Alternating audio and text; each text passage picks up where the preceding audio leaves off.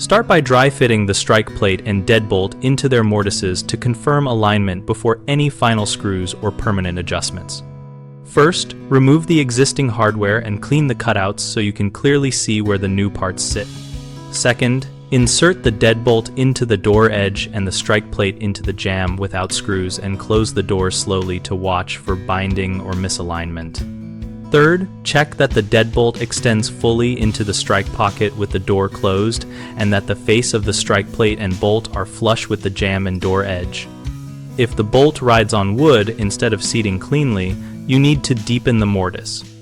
Fourth, mark screw holes through the hardware while it is in the correct position so you will not cock the plate when you drive screws later. Fifth, if the bolt or latch rubs, use a chisel or a portable router set to a shallow depth to remove thin layers of material, checking fit after each small removal to avoid overcutting. Sixth, test the keyed operation from both sides and the door sweep to ensure the lock operates smoothly across its full travel before committing to longer screws and final sealing. A common mistake is driving screws before confirming alignment, which can trap the plate out of position. Prevent that by always marking and pre-drilling pilot holes and only hand-starting screws to check fit. Another frequent issue is cutting the mortise too deep or too shallow, leading to sloppy or binding operation.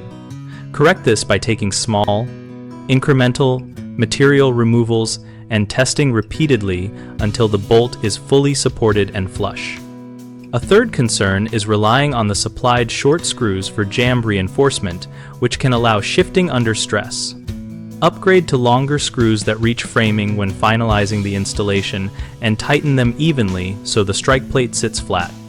BigHomeProjects.com connects homeowners with local contractors so we can find help for door jamb and lock jobs and read real experiences from others.